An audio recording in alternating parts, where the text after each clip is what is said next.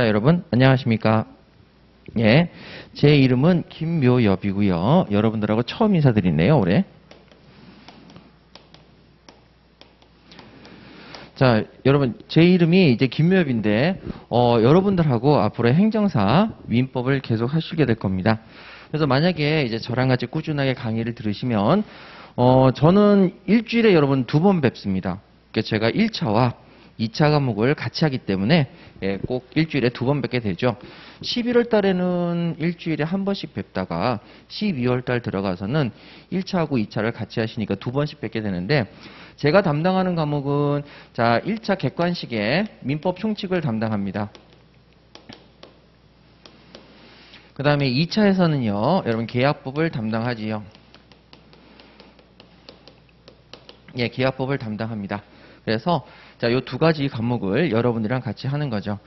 근데 이제 제가 오늘 여러분들이랑 할 내용은 민법 총칙 1차뿐만 아니라 사실은 1차를 하면서 2차까지도 같이 커버할 수 있는 내용들을 상당히 많이 설명을 드립니다. 그래서 여러분들께서도 요거를 잘 따라오셔야 돼요.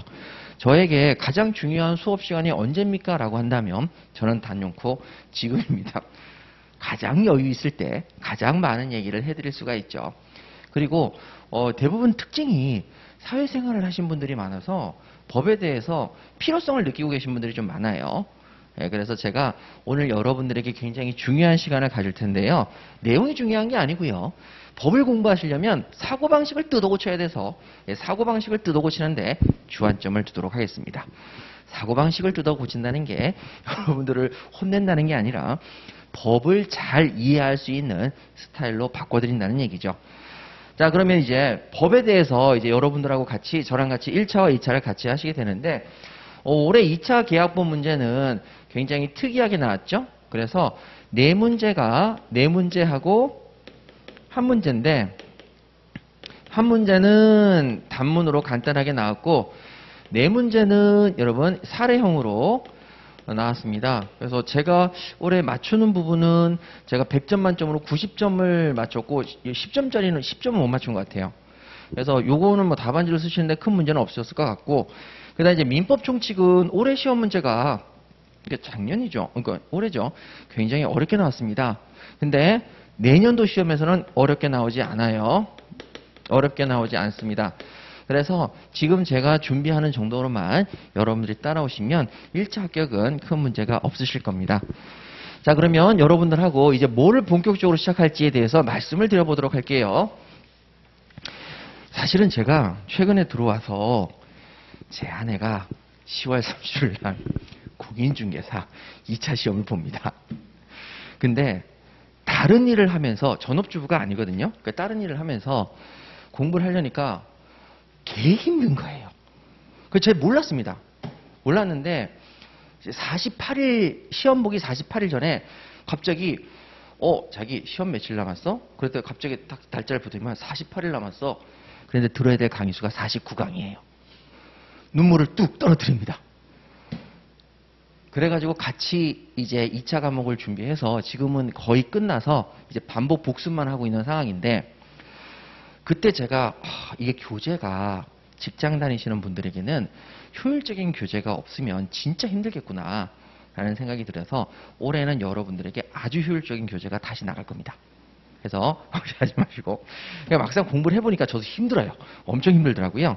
자, 그래서 여러분들 올해는 교재에 신경을 좀 많이 써서 여러분들이 직장 다니시면서도 얼마든지 공부하실 수 있는 그런 교재를 좀 준비할까 생각을 하고 있습니다. 그거는 나중에 제가 샘플이 나오면 그때 우리 기본강의 들어가서 말씀드리도록 하고요. 자, 그럼 오늘 여러분들하고 자 오늘 나눠드린 프린트물 13페이지 한번 보세요. 원래는 교재를 나눠드렸어야 되는데 자 오늘 복사 좀 했습니다. 13페이지 한번 보시죠. 자, 거기 보시면은 조문 읽기가 나옵니다. 저랑 같이 여러분들에게 조문 읽기를 왜 가르쳐 주느냐, 여러분 항상 이제 물어볼게요. 행정법 하실 때 조문 읽기 하셨어요? 조문 읽기 방법 안 가르쳐 줬죠? 왜 그런데? 자, 민법이 가장 기본적인 법이라 다 떠넘깁니다. 민법에게. 자, 그러면 여러분 조문 읽는 법부터 알려드릴게요. 뭐냐면은 조문을 읽을 때 서로 약속을 좀 해야 됩니다. 근데 여러분들 공부를 하실 때 제가 부탁드리고 싶은 게 뭘 이렇게 긴장을 하세요? 긴장하지 마세요. 편안하게 들으세요. 자, 13페이지 보시면 조문 읽기죠. 자, 조문 읽기 보시면은 제가 여러분들하고 수업 중에 여러분 제 10조를 보세요 하면은 제 10조를 보시면 됩니다.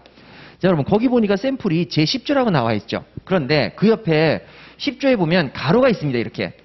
이 가로라는 건 뭐냐면 이 조문의 제목을 쓴 겁니다. 아, 이 조문의 제목이 제 10조구나. 거기 보니까 계약갱신 요구라고 해서 계약갱신 요구를 쓰는 게 여기 조문의 제목이구나. 그래서 여러분들이 조문을 찾으실 때 몇 조를 찾으시는지 거기 옆에 제목을 보시면 대충 이런 내용이 들어있겠구나라고 아실 수가 있게 돼요. 그런데 자, 그 옆에 보니까 동그라미 1번이 써 있습니다. 자, 그럼 읽어야 되겠죠? 동그라미 1번이 있고 그럼 어떻게 읽느냐? 여러분 그 밑에 별표 해놨죠? 자, 제10조는 제10조라고 읽고요. 두 번째 다이아몬드 보시면 자, 요거는 제10조 여러분 제1항을 읽어주세요 라고 제가 표현을 합니다. 그러면 여러분들은 제10조 제1항 하면은 제10조에다가 동그라미 1번을 찾으시면 제1항이 되는 거죠. 서로 간에 약속을 하는 겁니다.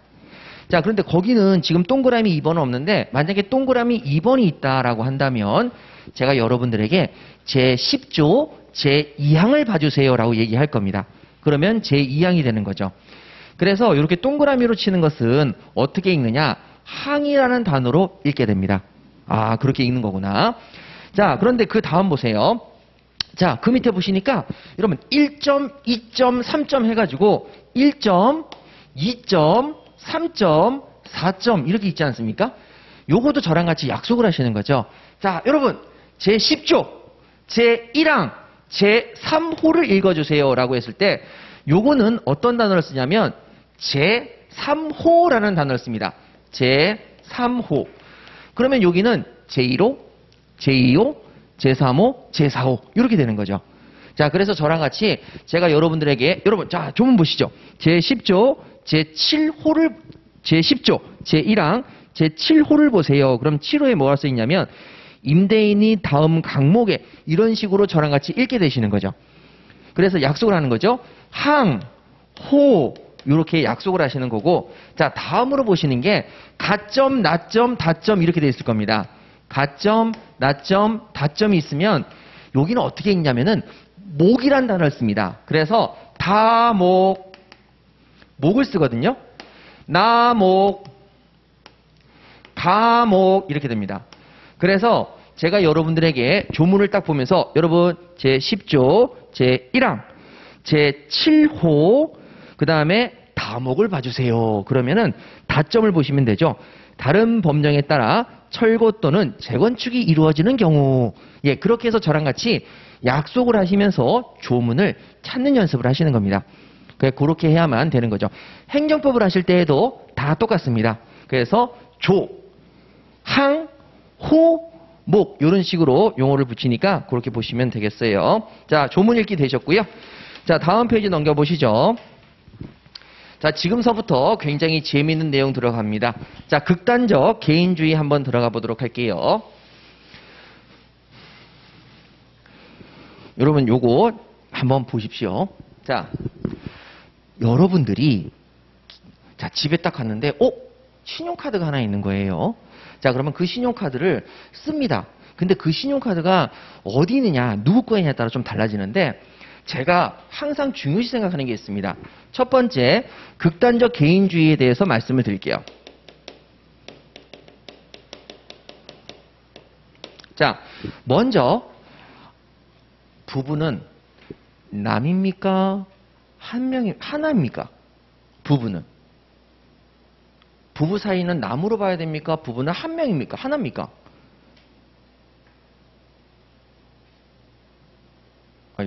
꼭 집어서 물어봐요. 부부는 한 명입니까? 남입니까? 결혼을 안 해보셨어요? 그건 아닌 것 같고. 자, 한 명입니까? 남입니까? 자, 이거부터 시작해야 됩니다. 뭐냐면은, 자, 이게 맞는지 보세요. 남편도 국민연금을 넣었고, 아내도 국민연금을 넣었는데, 한 명분만 받는다. 타당합니까? 불합리합니까? 불합리하죠. 그럼 결론적으로 여러분들은 부부는 따로따로 남이라는 생각을 가지고 있는 거죠. 부부는 남입니다. 절대적으로 기억하셔야 됩니다. 그러면 부부는 남입니다. 남이죠. 부부 사이는 남입니다. 그래서 남편이 직장에 가서 돈을 벌었다? 그럼 당연히 남편은 소득세를 내고, 아내가 직장에 가서 돈을 벌었다? 아내도 뭐를 내야 되죠? 소득세를 내야 되죠. 서로 별개입니다. 그래서 절대 우리가 해서는 안 되는 게 뭐냐면, 우리는 가족 공동체라고 하는 것을 굉장히 중요히 생각합니다. 그래서 우리가 남이가 이렇게 가야 되는 거죠. 그래서 제일 먼저 여러분 생각하셔야 되는 게, 첫 번째는 그 남 아닌데요, 이런 얘기는 절대 하시면 안 돼요. 가족은 다 남입니다. 그러면 심지어 내가 낳은 자식과 나도 뭐가 됩니까? 남입니다. 세금 따로따로 내야 되고 의무도 따로따로 져야 되죠. 다 남입니다. 이 생각을 꼭 가지셔야 돼요. 그러면 자, 남입니다. 부부는 남이죠. 그러면 자, 증여를 하게 되면 증여세를 냅니까 안 냅니까? 증여를 하면 내가 딴 사람한테 10억을 증여를 해, 10억 너무 많다. 5억을 증여했다. 많긴 한데. 자, 증여를 했다. 그럼 증여세를 내야 됩니까 안 내야 됩니까? 내야 되죠. 왜 냅니까?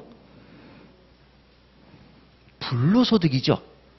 아무것도 안 하고 저한테 받기만 했잖아요. 그러니까 거기에 따른 세금을 내게 돼 있습니다. 남이니까. 부부 사이에 돈을 주면 증여세를 냅니까 안 냅니까? 6억이 나왔습니다. 6억까지는 증여세를 안 냅니다. 근데 6억이 지나면 넘었으면 증여세를 냅니까 안 냅니까? 냅니다. 왜? 아무도 의문을 제기하지 않습니다. 그러니까 법이 늘 리가 없죠. 그래서 제가 지금서부터, 자, 우리 아까 전에 했던 거 있죠? 남한테 주면 증여세 낸다 안 낸다? 자, 남한테 내면 증여세 낸다 안 낸다? 낸다고 했잖아요. 그럼 부부 사이도 남이다 아니다? 남이다. 그럼 증여세 내야 된다 안 내야 된다? 내야 됩니다. 지금서부터 여러분들의 머릿속에 있는 모든 지식을 다 깨버릴 거예요. 그래서 다시 재정립을 해야 됩니다. 그러면 자, 부부 사이도 남이니까 증여세를 내야죠. 자, 그럼 원칙, 남한테는 돈을 줄 때 증여세를 낸다 안 낸다? 낸다. 자, 그걸 원칙으로 꼭 잡으세요. 제가 여러분들에게 꼭 강의할 때 말씀드린 게, 원칙과 예외를 반드시 구별하라고 얘기합니다. 그게 구별이 안 되는 경우가 너무 많아요. 그러면 전부 다 외워야 합니다.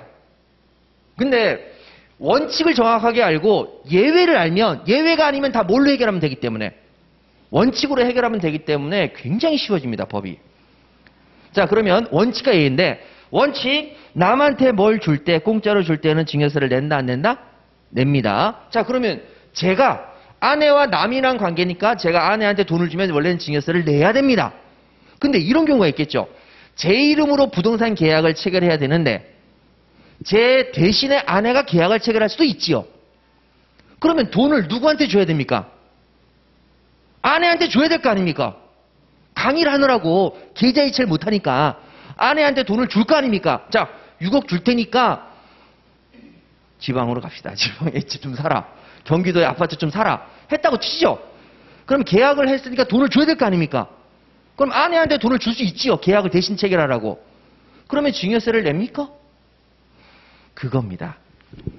부부 사이에는 일상적인 가사활동은 대신할 수 있는 권리가 있습니다. 그러면 아내한테 일상적인 가사활동을 할 때 돈을 주는 것은, 그것은 나 대신하라고 주는 거니까 그때는 증여세를 내겠습니까 안 내겠습니까? 안 내는 거죠. 그래서 일상적인 가사활동이 최대치가 방금 말씀하신 얼마라고요? 6억이요. 그러면 6억을 넘어서면 일상적인 가사활동을 넘는 거죠. 다시 원칙으로 돌아갑니다. 남한테 준 거죠. 그럼 증여세 냅니까 안 냅니까? 내야 됩니다. 그러니까 남한테 줄 때에는 증여세를 낸다. 그런데 일상적인 가사활동을 통해서 나 대신에 계약을 대신 체결할 수 있지 않느냐. 그래서 아내한테 6억 원을 줬다. 그러면 그 범위 내에서만큼은 예외적으로 증여세를 낸다 안 낸다? 안 낸다. 그러면 6억을 넘어서면 증여세를 낸다 안 낸다? 낸다. 예외가 아니면 다 뭘로 간다? 원칙. 예외가 아니면 다 원칙이죠. 그거 연습하셔야 됩니다. 근데 제가 제 아내 공인중개사 준비한다고 했지 않습니까? 근데 거기서 가르쳐 주는데, 그 공인중개사 선생님이 가르쳐 주는데 막 미쳐버리겠어요. 원칙도 없고 예외도 없습니다. 그러니까 다 두 문자를 따서 외우라는 거예요. 아, 그러면 안 됩니다. 두 문자를 따서 어떻게 이걸 다 외워요? 강사들마다 100개의 두 문자가 나옵니다. 미쳐버리는 거죠. 자기 두 문자 좋다 이거죠. 그냥 두 문자 많은 건데. 그래서 여러분 원칙과 예외를 아시면 굉장히 도움이 됩니다. 그래서 우리는 머릿속에 자 이제부터 꼭 기억하셔야 돼요. 원칙은 이건데 예외는 이렇게 돼. 그럼 예외가 아니면 다 뭘로 해결하자? 원칙. 이렇게 가시면은 암기할 게 확 줄어버립니다. 자 그러면 증여세는 원칙적으로 내야 합니다. 부부 사이에서도 내야 됩니다. 그런데 6억에 한해서는 증여세를 걷지 않습니다. 그것은 예외적입니다. 그럼 왜? 6억은 내가 부동산을 계약을 해야 되는데 아내가 대신해 줄 수도 있지 않느냐. 그래서 아내 계좌에다 6억 정도 넣을 수 있지 않느냐. 그래서 그 범위 내에서까지는 봐주고 그 범위를 넘어서면 당연히 이 범위를 넘는 순간 다시 원칙으로 돌아가서 증여세를 내게 돼 있습니다. 사실 이게 재작년까지만 해도 9억인가? 라고 들었는데 지금 하도 뭐 부동산 관련 문제가 생기는지 좀 낮춘 것 같아요. 자 그러면 이제 극단적 개인주의 한번 가보겠습니다. 자 극단적 개인주의인데 그러면 자 A라는 사람의 B가 있는데 B가 A의 신용카드가 이렇게 놓여져 있는 걸 보고 B가 그것을 갖다가 썼습니다. B가 A의 허락 없이 A의 신용카드를 주워서 갖다 쓴다. 당연히 됩니까? 안 됩니까? 안 되지요. 처벌을 받습니다. 자, 그래서 거기 보시면은 자, A의 신용카드를 B가 가져가서 과자를 사 먹었다. 이렇게 돼 있죠. 그러면 첫 번째 다이아몬드가 A와 B가 남인 경우에 B의 행위는 당연히 처벌을 받습니다. 자, 그런데 이번엔 두 번째로 A가 B의 남자친구입니다. 그러면 여자친구가 남자친구의 핸드폰이 아니라 남자친구의 신용카드를 가져가서 과자를 사 먹었습니다. 그러면 이건 처벌 받습니까? 안 받습니까? 처벌 받습니까? 안 받습니까? 받아야죠. 남인데. 결혼해서 남인데. 남자친구도 당연히 남이지요. 근데 왜 남의 신용카드를 쓰냐고요. 자, 그래서 거기 보시면은 B의 행위는 당연히 처벌을 받습니다. 자, 그 다음에 거기 보세요. A가 B의 남편입니다. 결혼을 했습니다. 그러면 B가 남편의 신용카드를 가져가서 씁니다. 될까요? 안 될까요? 될까요? 안 될까요? 원칙. 남이다 아니다? 남이다. 쓰면 됩니까? 안 됩니까? 안 됩니다. 쓰면 안 됩니다. 남이니까 절대 쓰면 안 됩니다. 그런데 자, 지금서부터 굉장히 중요한 말씀 드릴게요. 예외적으로 어떠한 경우를 쓸 수 있게끔 할 수도 있습니다. 그런데 제가 이걸 왜 말씀드리냐면 자, 예외적으로 쓸 수 있는 경우가 있는데 자, 거기 나와서 보시면은 자, A가 B의 남편인 경우 B의 행위는 처벌을 받지 않습니다. 예외에 들어갑니다. 아니 왜 쓰면 안 되는데 남인데 왜 쓰면 안 되는데 처벌 안 하냐. 자, 그 옆에 밑줄 그으세요. 부부 간에는 일상의 가사에 관해서는 서로 대신할 수 있는 권리가 있습니다. 일상 가사 대리권이 있습니다. 그러면 일상적인 과사 활동으로 자, 과자를 사 먹는 거는 일상적인 과사 활동이죠. 그러면 이때는 대신할 수 있다 없다? 있다. 그렇기 때문에 처벌을 안 받습니다. B는 A의 신용카드를 사용할 권한이 있습니다. 그러면 여러분 이 일상가사 대리권이라는 것은 일상적인 가사 활동은 대신할 수 있는 권리가 있다는 것은 민법에 규정을 둡니다. 무슨 얘기냐? 여러분 원칙적인 내용을 민법에 규정을 둘까요? 자, 제가 여러분들에게 이렇게 얘기합니다. 여러분 제 수업이 다음 주 금요일 날 7시부터 10시입니다. 그러면 여러분들에게 다시 문자가 갈까요? 안 갑니다. 근데 제가 만약 개인적인 사정이 있어서 7시 반에 시작한다. 그럼 여러분들에게 문자가 가겠습니까? 안 가겠습니까? 가지요. 그러면 민법을 왜 규정했겠습니까? 사회적으로 모두 통용되는 일반적인 원칙들은 민법에 규정할 필요가 없는 거지요. 예외 규정만 민법에 씁니다. 예외만. 자, 우리 모두 이렇게 하잖아요? 근데 이렇게 할 때는 하면 안 돼요. 그런 것들을 써서 알려줘야 되겠죠? 그래서 원칙이 아니라 예외를 합니다. 그래서 모든 법을 공부하시는 분들이 민법 조문을 공부하느냐 외워야 되느냐 그러면 진짜 제가 화냅니다. 하지 마요. 원칙도 모르면서 어떻게 예외를 공부한다고 예외를 원칙처럼 이해하면 어떡하냔 말이죠. 라고 얘기를 합니다. 민법의 규정은 원칙이 아니라 무슨 규정이다? 예외 규정입니다. 그럼 원칙은 안 써 있죠. 안 써 있기 때문에 저랑 공부하시면서 꼭 배우셔야 합니다. 자, 그래서 여러분 첫 번째 배운 게 뭡니까? 부부도 뭐다? 남이다. 그런데 예외적으로 일상적인 가사활동은 민법의 규정에 의해서 827조에 의해서 대신할 수 있다고 써 있어요. 그러면 자, 그 밑에 보세요. A의 신용카드를 B가 가서 도박자금으로 씁니다. 누가? 부인이 남편의 신용카드를 가져가서 도박활동을 하는 데 씁니다. 그러면 이 경우엔 처벌 받습니까? 안 받습니까? 일상가사의 범위를 벗어났습니까? 안 벗어났습니까? 벗어났죠. 남이죠. 처벌 받습니다. 이렇게 가야 되는 거죠. 그래서 A가 B의 남편인 경우 B의 행위는 처벌을 받습니다. 일상가사 부분을 벗어났기 때문입니다. 그러니까 쓰면 안 되는 겁니다. 자, 되셨죠? 그래서 여러분들하고 앞으로 제가 여러분들의 머릿속을 뜯어 고치겠다는 얘기는 우리가 이 법에 대한 체계를 잡기 위해서는 원칙이 뭔지를 알아야 되고 예외가 뭔지를 알고 예외가 아니면 다 뭘로 해결하자? 원칙으로 해결하자. 그리고 민법 규정은 절대 원칙 규정이 아니라 예외 규정만 써놓은 겁니다. 그걸 가지고 원칙이네 이걸 외운다면은 무조건 망하는 거죠. 그래서 민법 규정은 원칙이 아니라 뭐라고요? 예외. 꼭 기억하셔야 됩니다. 그래야만 민법을 이해하실 수가 있게 됩니다. 근데 아니 이건 왜 이런 식으로 가느냐? 여러분 제가 설명을 드릴게요. 자, 이런 식으로 오는 이유가 이게 정말 중요한 시간이라는 게 여기서 바로잡지 않으면 여러분 바로잡을 수가 없어요. 자, 어떻게 된 거냐면 우리의 민법은 조선시대로 인해서 우리의 생활과 같이 따라온 게 아닙니다. 이 민법은 일제강점기 시대에 일본으로부터 넘어옵니다. 그럼 일본은 이걸 만들었냐? 얘네들도 수입품이에요. 독일로부터 수입을 합니다. 2차 세계대전 때 독일하고 일본이 굉장히 서로 친했잖아요. 그래서 일본은 독일의 법을 수입을 합니다. 그리고 그 법을 일제가 우리나라에게 집어넣은 거죠.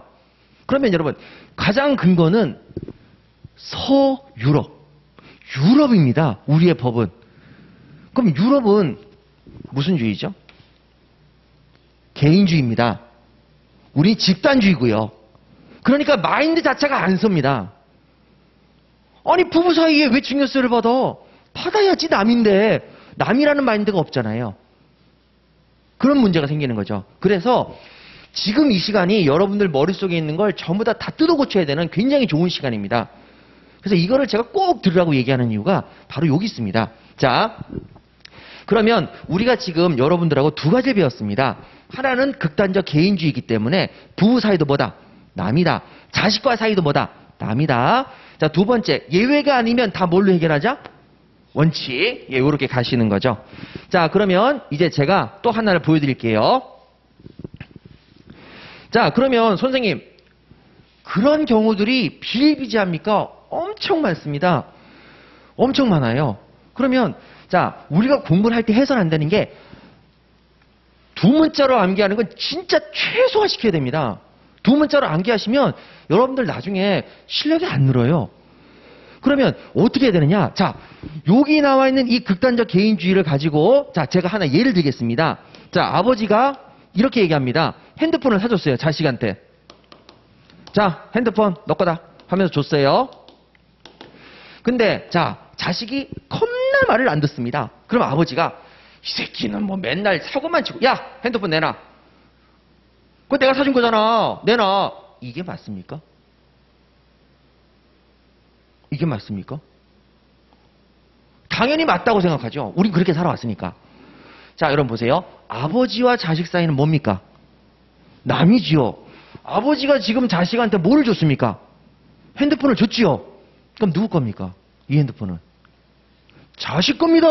아버지 감사. 내 거. 끝났죠? 주기 전까진 아버지가 자기 돈으로 사서 자기가 가지고 있는 걸 나한테 넘겨준 거지만 받는 순간 내 거죠. 근데 아버지가 얘기하는 거죠. 야, 그거 네 돈으로 샀냐? 내 돈으로 샀지. 내놔. 말도 안 되는 소리죠. 절대 남입니다. 자, 그럼 여러분 여기 한번 보세요. 친구가 여러분들에게 핸드폰을 줍니다. 자, 여러분들에게 핸드폰을 줬어요. 야, 너 이거 핸드폰 가져라. 오케이. 가졌어요. 근데 친구가 내놔. 그럼 줍니까? 안 줍니까? 안 주죠. 야, 줬으면 된 거지. 땡이지. 이렇게 되는 거죠. 자, 그럼 자식과 아버지 사이도 여러분 그게 다릅니까? 같다고요. 달리 자꾸 생각을 한다고요. 우리는 가족이라는 명분으로 집단주의적 사고방식이 있기 때문에. 아셨죠? 절대 그렇게 사고해서는 안 됩니다. 절대. 자, 그래서 여러분들 절대 이거는 제가 얘기를 해요. 내 건데 왜? 아빠 이거 내 방이야. 할 수 있는 거죠. 예, 그러니까 항상 자식과 아버지, 가족 사이도 다 남이다. 예, 그 생각을 꼭 가지시기 바랍니다. 자, 그럼 다음으로 여러분들 이제 14페이지 가시게 되면 대인효와 대세효가 있습니다. 자, 이것도 말씀드리도록 할게요. 이것도 굉장히 중요합니다. 안 중요한 게 없죠. 지금은. 그런데 우리 시험에서 이렇게 나올 수 있으니까 여러분 잘 보셔야 돼요. 자, 먼저 은행에서 여러분 대출 한번 받아볼까요? 자, B가 은행, A가 여러분들입니다. 자, 여러분들이 은행에서 대출을 받습니다. 자, 그러면 얼마를 대출받았느냐? 8억 원을 대출받았다고 치죠. 그럼 8억 원을 대출받았으면 여러분들은 은행에 대해서 8억 원에다가 이자를 갚아야 될 겁니다. 뭐 연 3% 이자로 빌렸다. 그러면 이자를 갚아야 될 겁니다. 그런데 B의 입장에서는 누구한테 원금을 갚으라고 얘기해야 됩니까? A입니까? 그렇죠. A죠. 빌려준 사람한테 갚죠.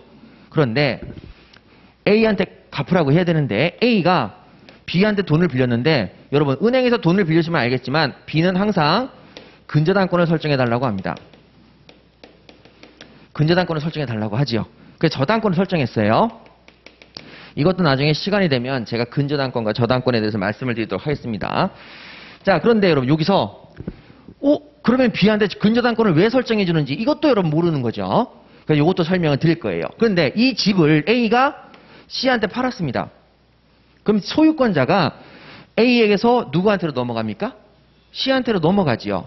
자, 그러면 이때 B는 누구한테 8억 원을 갚으라고 얘기합니까? A입니까? C입니까? 누구한테 이자를 대라고 하죠? A입니까? C입니까? 누구? A? 왜죠? A입니다. 왜 그러냐면 이것 때문에 그렇습니다. 채권의 대인효입니다. 채권이라고 하는 것은 어떤 뜻을 가지고 있냐면 채권은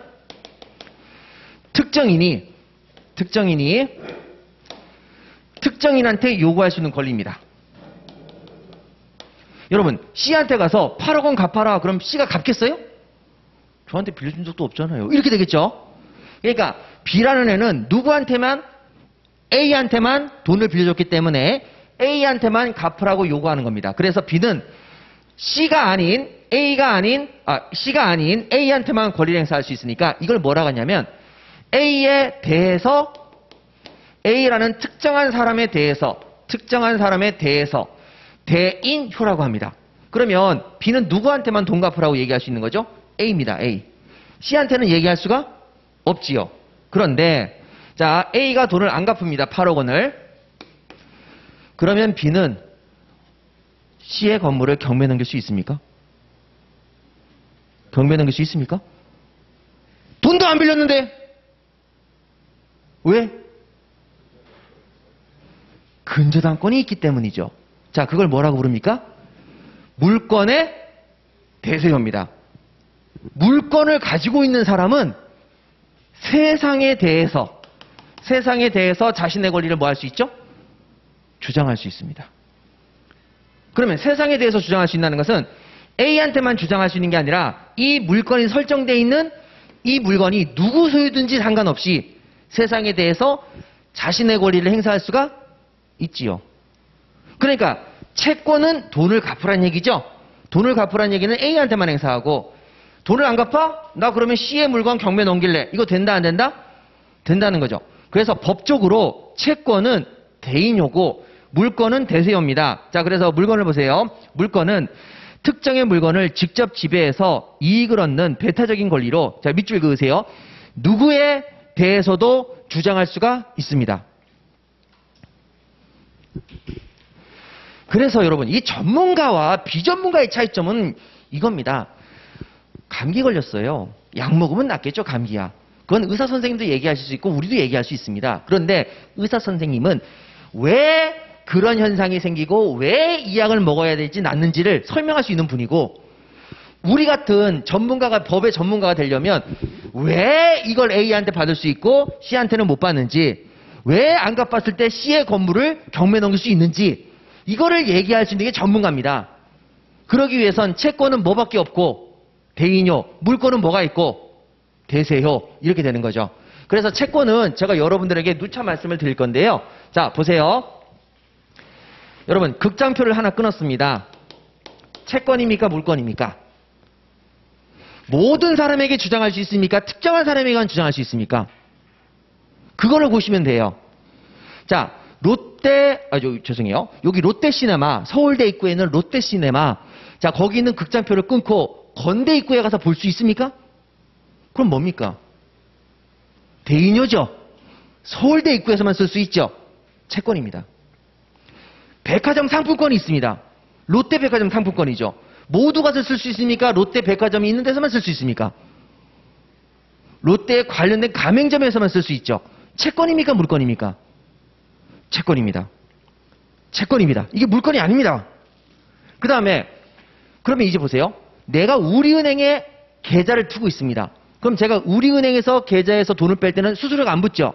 근데 제가 농협에 가서 돈을 뽑으면 수수료가 붙습니까? 안 붙습니까? 붙습니다. 왜?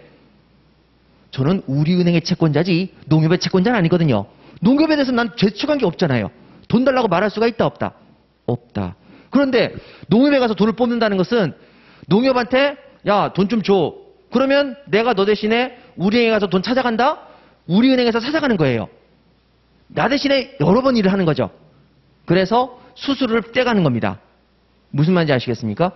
그러니까 우리가 결론적으로 채권과 물건을 구별하셔야 되는 이유가, 채권은 특정한 사람에게만 주장할 수 있고 물건은 특정한 사람이 아닌 모든 사람에게 주장할 수 있게 되는 겁니다. 아셨죠? 자, 그런데 그러면 여기서 제가 이걸 왜 말씀드리냐면, 자, 여기서 여러분들 이제서부터 제가 좀 하나 알려드릴게요. 자, 뒤를 넘겨보시죠. 자, 17페이지 말고요. 18페이지 한번 가보세요. 자, 18페이지에 엄청 중요한 내용이 나옵니다. 여러분 별표를 3개 치시죠. 자, 거기에서 여러분 우리 등기 부분에 동그라미를 치시고요. 대항 요건에 별표를 3개 치세요.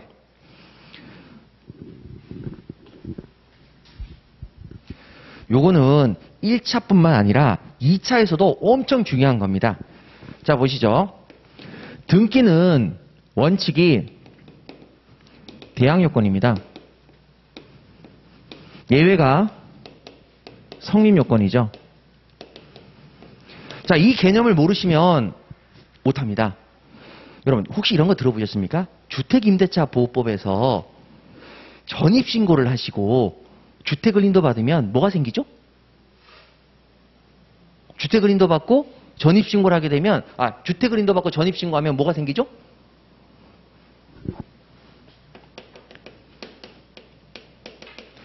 대항력이 생긴다고 얘기를 합니다. 들어는 보셨지요? 무슨 뜻입니까? 모릅니다. 그 대항력이 생겨서 뭐 하려고요? 모릅니다. 근데 다들 그렇게 쓰니까 우리도 하는 거죠. 근데 여러분들은 전문가가 되셔야 될 거 아닙니까? 자, 그러면 이제 대항력에 대해서 말씀을 드릴게요. 자, 분명히 제가 등기가 성립요건은 예외라고 말씀을 드렸습니다. 자, 그래서 거기 논점 정리 보시면은 등기는 대항요건. 자, 여러분 거 밑에 보세요. 대항요건 어디에 어디에 대해서 주장할 수 있는 요건입니다. 자, 주장하기 위한 요건. 자, 그다음에 성립요건 보시죠. 자, 성립요건. 등기는 대항요건의 성질을 가지는 것이 원칙이지만 세금 징수의 편의성을 위해서 예외적으로 성립요건의 성질을 가지는 경우도 있다. 자, 그렇게 되어 있는데 설명을 드릴게요. 자, 여러분 우리 조선시대로 갑시다. 조선시대. 자, 보세요. 제가 양반입니다. 우리 집 노비가 있는데 노비가 병들어 죽었어요. 친구 집에 놀러 갔습니다. 야, 우리 집 노비가 죽었어. 이게 사람이 손이 부족하네. 너희 집에 있는 노비 한 명만 줄래? 하니까 그래, 가죠. 이렇게 얘기했습니다. 그래서 자, 돌쇠야 이렇게 부르더니만 이제서부터 네 주인은 이분이다. 이분을 네 주인으로 모셔라 라고 얘기를 했어요. 그래서 네가 돌쇠구나. 좋다. 이렇게 얘기를 한 거죠. 자, 그럼 여러분 돌쇠는 언제 제 소유가 됩니까? 첫 번째, 돌세를 주기로 한 때. 두 번째, 노비문서를 준 때. 자, 1번이면 손 들어보세요. 자, 너 가져. 했을 때 그 돌세의 노비라는 게 제게 됩니까? 2번, 노비문서를 줬을 때입니까? 자, 한번 손 들어볼게요. 자, 1번이라고 생각하시는 분 손 들어주세요. 자, 하나, 둘, 셋. 노비문서를 줄 때다. 하나, 둘, 셋. 예. 이거는 좀 뭔가 든 것도 아니고. 자, 여러분, 우리가 이게 지금 여러분들이 법을 못 하시게 되는 가장 중요한 요소죠. 지금 여러분들 다 틀리셨습니다. 돌세는 너 가져 할 때 주는 겁니다. 그때부터 소유권자가 바뀝니다. 주인이 바뀌어요. 근데 왜 이런 현상이 벌어졌는지 제가 지금서부터 알려드릴게요. 자, 보세요. 조선시대에 돌세가 있었습니다. 노비. 여기 잘 들으세요. 자, 돌세가 있었습니다. 그럼 돌세가, 자, 주인이 원래 A였는데 저인 B한테 너 가져 해가지고 돌세를 저한테 줍니다. 그럼 이때부터 돌세는 제 겁니다. 근데 이 돌세가 도망을 갑니다. 함경도로 도망을 갔어요. 자, 그럼 추노꾼을 불러서 노비를 잡아와 해서 노비를 잡아왔습니다. 그런데 제 노비라는 것을 주장할 수가 있나요? 제 노비입니다. 돌세가 얘기하는 거죠. 저는 모르는 사람입니다. 이렇게 얘기하는 거죠. 제 노비라고 주장할 수가 있다 없다? 없어요. 제 노비라고 주장하기 위해서 뭐가 필요합니까? 노비문서가 필요합니다. 이 돌세가 제 노비다라고 주장하기 위해서 노비문서가 필요한 겁니다. 그 함경도 감찰사가 어디 보더니 막 맞네 노비문서 이 새끼 하면서 자, 이 돌세가 제 거라는 것이 주장이 되는 거죠. 주장할 수 있는 겁니다. 자, 여러분 거기 대항 요건을 보세요. 뭐라고요? 어디에 대해서 주장할 수 있는 요건이다. 여러분 주장이란 말 대신에 한문으로 얘기한다면 이걸 뭐라고 부른다고요? 대항이라고 부릅니다. 자, 주장할 수 있다. 뭐 할 수 있다? 대항할 수 있다. 그러면 임대차에 대항력이라는 게 무슨 뜻입니까? 주장력입니다. 대항력이 순수한 우리나라 말로는 주장력입니다. 내가 이 건물의 임차인이야 라고 주장할 수 있는 힘을 말하는 거죠. 맞지요? 주장력입니다. 자, 그런데 이게 왜 필요한지 제가 이제 모셔드릴게요. 자, 그러면 이제 조선시대가 끝나고, 자, 그럼 이때 땅 문서로 가보죠. 자, A가 가지고 있는 땅입니다. 제가 A한테 갔어요. 야, 그 땅 우리한테 팔아. 그랬더만, 그래? 너 얼마 줄래? 10,000장. 좋아. 10,000장 주니까 너 가져. 하면서 땅을 넘겨줍니다. 언제 제 땅이 됩니까? 너 가져입니다. 그러면 제 땅이라고 주장하고 싶죠? 다른 사람한테. 내가 이 땅 샀다. 그럼 뭐가 필요합니까? 땅 문서가 필요한 겁니다. 그래서 항상 원칙은 주장하기 위해서 필요한 겁니다. 주장하기 위해서 필요한 거예요. 그런데 자, 그러면 보세요. 자, 땅 문서도 똑같습니다. 이게 여러분들 이해를 하셔야만 그 다음이 나갈 수 있습니다. 자, 그럼 A가 땅을 가지고 있는데, 자, 제가 B인데요. 야, 그 땅 나한테 팔아. 오케이. 땅 줄게. 오케이. 나 10,000장 줄 테니까 땅 줘. 오케이. 너 가져. 그럼 제 땅이 됩니다. 너 가져. 너 가져. 그런데 제가 동네 사람들한테 내가 이 땅 샀다고. 이게 내 땅이야. 밟지 마. 그러니까 야, 그거 A 땅이잖아. 그러니까 이 사람들이 속고 살았나. 자, 땅 문서 보여? 문서 보이지? 내 거야. 이렇게 주장할 수 있는 거죠. 그러니까 항상 너 가져 하면 넘어옵니다. 너 가져. 근데 문서는 주장하기 위해서, 대항하기 위해서 필요한 거죠. 자, 그 다음에 조선총독부로 넘어옵니다. 조선총독부로 넘어와서 이런 얘기를 하는 거죠. 조센진 등기해. 그때 등기가 나옵니다. 니들 땅 문서 주고받고 누구 땅이지? 우리가 어떻게 알아? 세금 거들려니까 이렇게 되는 거죠. 동네 군수들은 알 수 있지만 국가가 성립하면 도대체 누구 땅인지 알 수가 없는 거죠. 동네 군수가 아닌 다음에요. 그 동네 가지 않는 이상. 그래서 조센진 등기해. 땅 문서 안 해.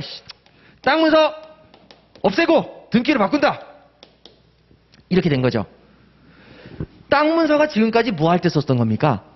내 땅이라고 주장하기 위한 거였죠. 근데 땅 문서에 주장할 수 있는 대항력을 뭘로 바꾼 겁니까? 등기로 바꾼 겁니다.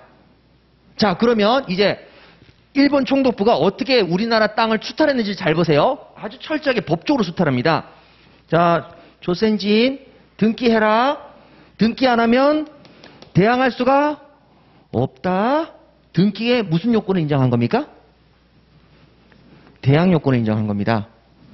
자, 그러면 이제 일자가 왔어요. 자, 일자가 딱 왔는데 우리나라 사람들이 등기하겠습니까? 안 하죠. 땅 문서가 나한테 있는데 지네들이 그런다고 뭐 달라지겠어? 이렇게 얘기를 한 거죠. 그래서 땅을 등기를 안 합니다. 그중에서 몇몇은 등기를 했죠. 또 그리고 일본 애들이 하라니까 하기 싫은 거죠. 그런데 이제 조선 총독부에서 딱 옵니다. 이 땅 주인 누구야? 등기부에 없네? 그러니까 내가 이 땅 주인이다. 그러면서 땅 문서를 보여주니까 에헤이, 땅 문서는 효력 없어. 등기부에 기재가 있어야 주장할 수 있지. 등기부에 기재 보니까 없네? 그러면 주장할 수가 있다 없다? 없어요. 자기 땅이라고 주장을 못해요. 땅이 소유자가 없으면 누가 소유자가 되는 줄 아세요? 국가입니다. 그래서 내가 이 땅이 땅 문서가 있는데 그러니까 어디서 쓰레기 같은 걸 들고 와가지고 땅 주인이라고 이게 등기하라고 했지 내가. 땅 문서의 대항력이 땅 문서에 주장할 수 있는 효력이 이제 뭘로 바뀐다고? 등기로 바뀌니까 등기하라고 했지. 그러니까 땅 주인들이 등기를 안 한 사람은 땅의 소유권을 상실합니다. 주장할 수가 없으니까요. 다 국가게 된 거죠. 일본 겁니다. 그래서 그걸 친일파들한테 나눠준 겁니다. 무슨 말인지 아시겠습니까? 그래서 등기는 여러분 원칙이 무슨요? 대항력입니다. 자, 등기는 뭐라고요? 대항력. 자, 그러면 이제 다음 갈게요. 자, 그러면 이제 이런 일이 벌어집니다. 자, 갑이라는 사람이 땅에 등기를 했어요. 근데 갑이 그것을 을한테 팔았어요. 등기를 넘겨줍니다. 을이 그 땅을 다시 병한테 팔았어요. 등기를 안 넘겨주고 그냥 가지고 있습니다. 병도 아니 뭐 내가 땅을 샀으면 내 거지. 주장을 못할 뿐이지. 이게 그래서 등기를 안 했습니다. 병이 정한테 넘겨줬어요. 등기 안 했습니다. 자, 그러면 여러분 국세청에서 세금 징수를 할게요. 세금 징수를 하려니까 자, 누구한테 세금 징수하겠습니까? 당연히 등기부에 나와 있는 사람한테 주장을 하겠죠. 세금 내쇼. 그러니까 을이 얘기합니다. 병한테 팔았는데. 그런가? 병 세금 내쇼. 정한테 팔았는데. 세금 내쇼. 하니까 정은 산 적이 없는데. 병한테 하니까 팔았다니까? 산 적이 없다니까? 막 이렇게 되는 거죠. 세금 징수가 용이합니까? 어렵습니까? 어렵습니다. 그래서 예외 규정을 만듭니다. 우리 민법은 세금하고 아주 밀접하게 연관이 되어 있습니다. 그래서 어떻게 바뀌었느냐? 여러분 그 밑에 성립 요건을 보시죠. 자, 성립 요건에 보시면 세 번째 다이아몬드에다가 여러분 이건 상식이니까 꼭 체크해 두세요.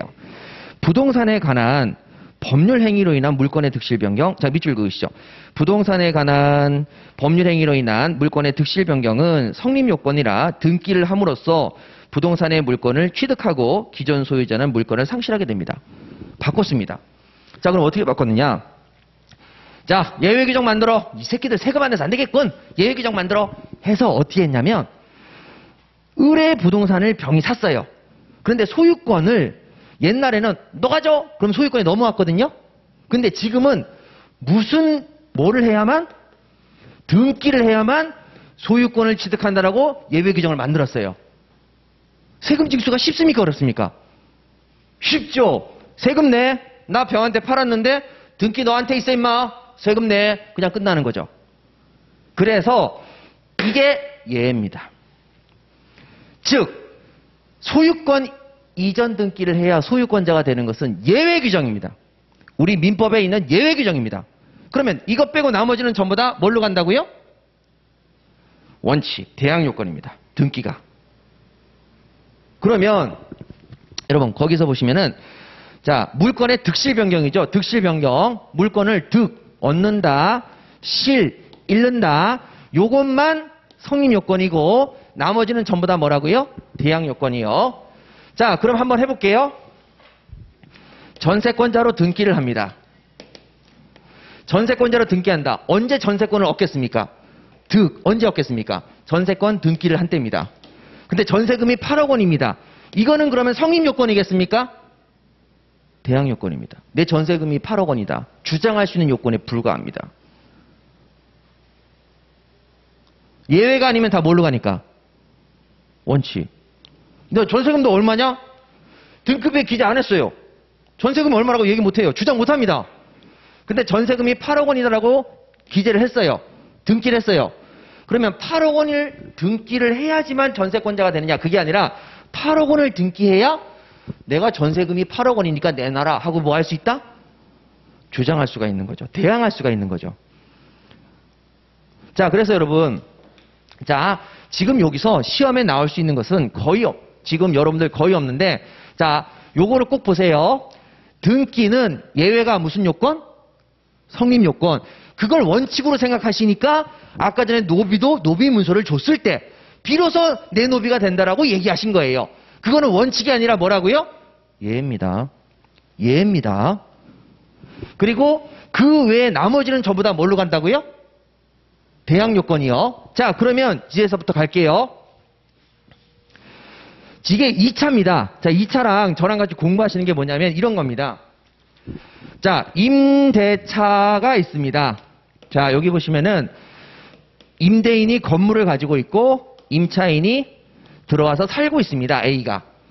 그러면 자, 이 임대차는 채권일까요? 물건일까요? 임대차는 나중에 공부하시게 되겠지만 채권입니다. 채권. 뭐가입니까? 대인여입니까? 대세여입니까?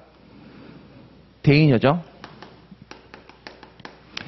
A가 임대인한테 가서 나 임차인이다 라고 얘기할 수는 있어요. 그런데 집주인이 바뀝니다. B로. A가 B한테 가서 나 임차인이다 라고 얘기할 수가 있습니까? 없습니까? 없습니다.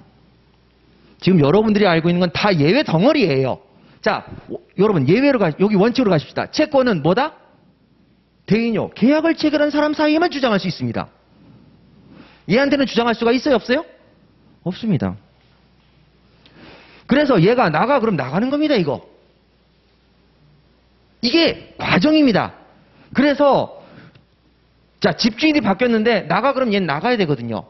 그래서 나중에 여러분 저랑 같이 공부하시게 됩니다. 뭘 공부하냐면 임대차의 경우에 등기 제도가 들어옵니다. 임대차에 등기가 들어온다. 왜 들어온다? 대항할 수 있기 위해서 임차인에게 등기를 해주면 등기를 하면 뭐가 생기죠? 대항 요건이 생기죠? 집주인이 바뀌어도 나 임차인이다 라고 주장할 수가 있습니까? 없습니까? 있게 됩니다. 근데 집주인이 등기해 주는 거 좋아합니까? 싫어합니까? 법무사한테 등기 비용 내야 되죠. 등기부 겁나 더러워지죠. 싫어합니다. 그래서 임대차의 경우에 등기를 안 해줍니다. 사람들이. 그러면 어떻게 해야 되느냐? 그래서 만든 제도가 뭐냐? 자, 그래서 만든 제도가 주택 임대차 보호법이라는 특별법을 만듭니다. 안 되겠다. 야, 이러다가 임차인 보호 하나도 안 되겠다. 그래서 뭐라고 얘기하냐면 이렇게 합니다. 전입신고 해라. 여러분, 집을 사서 들어가는 임차인으로 들어가는데 전입신고 안 한 사람은 없죠. 전입신고하고 주택인도 받아라. 여러분 살려고 들어갔는데 주택인도 안 받는 사람도 없죠. 요거 두 가지만 하면 뭐가 생긴다? 대항력이 생긴다. 등기하지 않아도 등기와 똑같은 대항력이 생깁니다. 주장할 수가 있게 되는 거죠. 그래서 집주인이 바뀌어도 자, 임차인이 전입신고하고 주택인도만 받으면 나 임차인이야 라고 주장할 수가 있다 없다? 있게 됩니다. 그래서 대항력이 생기는 겁니다. 그게 안 하면 대항력이 생겨야 안 생겨요? 안 생깁니다. 그러면 여러분들이 이제 전문가가 되신다는 얘기는 대항력이라는 의미도 알아야 되지만 그 내용 속에서 어떻게 대항력이 생겼고 왜 전입신고가 주택인도가 대항력이 생기는지도 알아야 되겠죠. 자, 그러면 임차인은 원래 채권자니까 원칙 대인효입니다. 그런데 얘가 모든 사람에게 내가 임차인이라고 대항하고 싶다면 그때는 대항력을 만들어야 되겠죠. 그 방식이 등기인데 임대인이 등기를 안 해주니까 예외적으로 전입신고하고 주택인도만 받으면 뭐가 생긴다? 대항력. 이렇게 되는 거죠. 그러면 여러분들이 조문을 나중에 저랑 같이 주택임대차 보호법을 보시면 이게 그 내용이구나 이렇게 아시게 되는 거죠. 그래서 제가 여러분들에게 말씀드리는 게 뭐냐. 자, 여러분들이 이것만 하면 대항력이 생기지 않냐. 여러분 이거 원칙 규정입니까? 예외 규정입니까? 예외 규정입니다. 자, 상가건물 임대차 보호법에는 이런 내용도 있습니다. 상가건물 임대차 보호법은 전입신고, 너무 디테일하게 들어가진 않게요. 그냥 들으세요. 전입신고가 아니라 사업자 등록신고랍니다. 상인들이니까. 그리고 상가 건물을 인도받습니다. 그럼 뭐가 생깁니까? 대항력이 생깁니다. 그런데 상가 건물 임대차 보호법은, 자 보세요.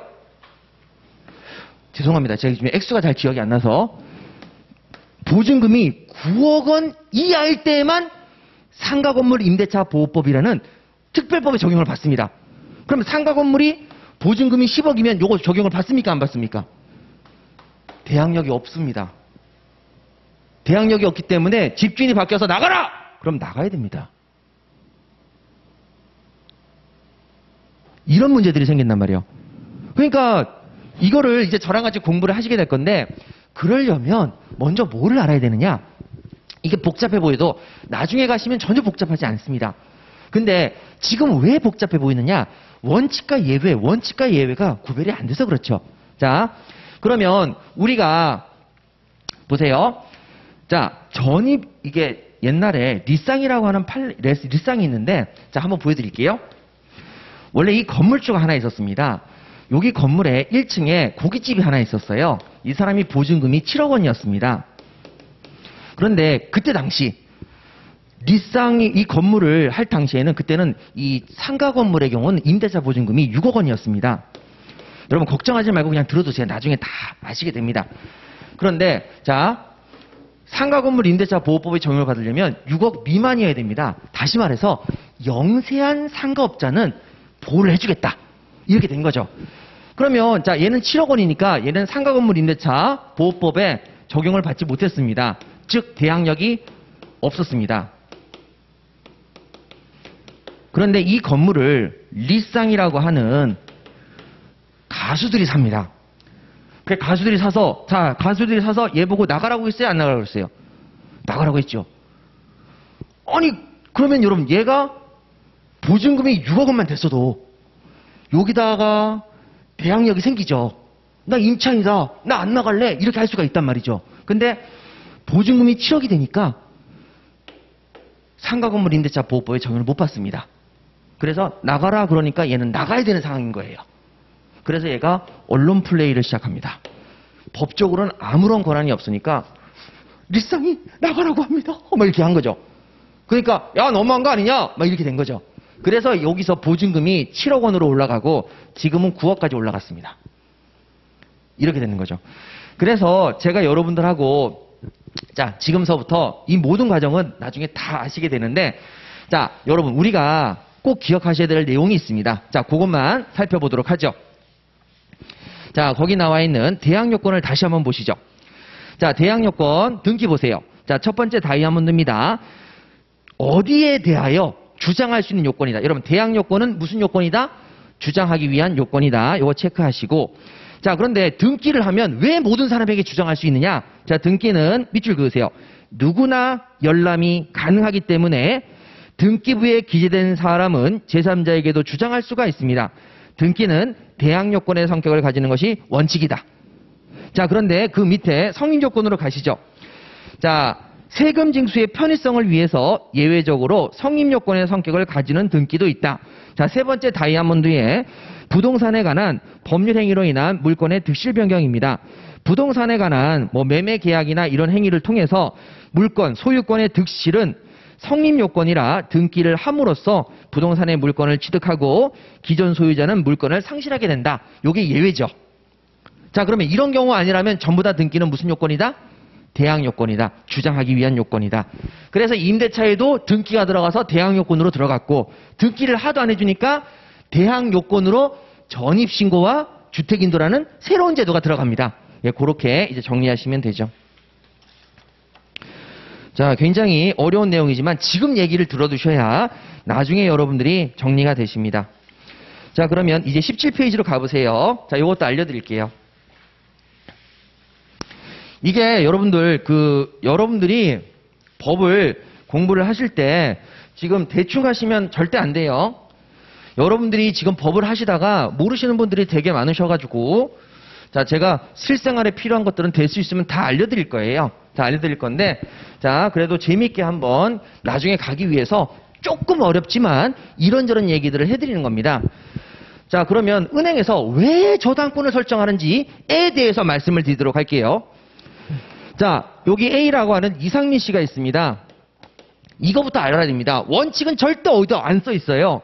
그러니까 당연히 모르는 겁니다. 원칙을 꼭 기억하셔야 돼요.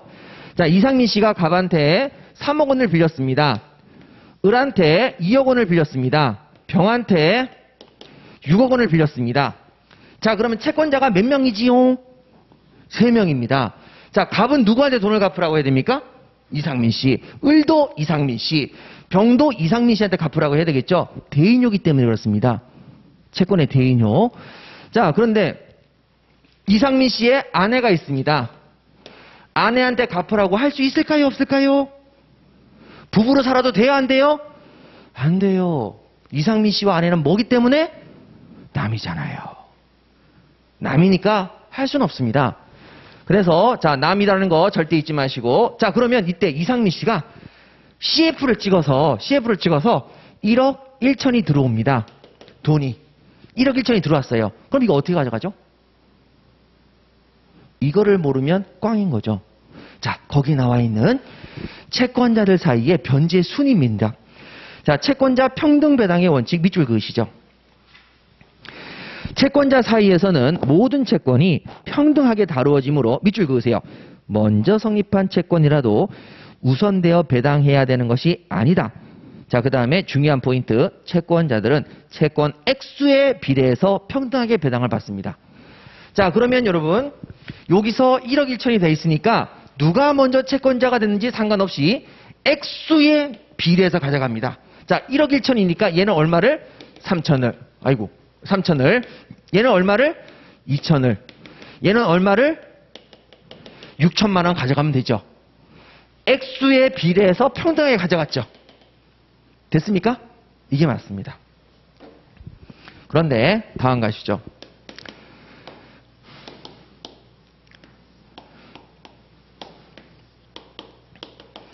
자, 이상민 씨가 부동산이 하나 있었는데 그 아파트가 1억 1천입니다. 자, 요거는 현금 1억 1천이었고 요건 부동산인데 1억 1천입니다. 그런데 자, 여기 이 부동산에 을이 저당권 등기를 합니다. 근저당권 등기를 합니다. 그러면 왜 은행은 미친놈처럼 저당권 등기를 하려고 담벼들까? 그 이유가 바로 그 밑에 나와 있습니다.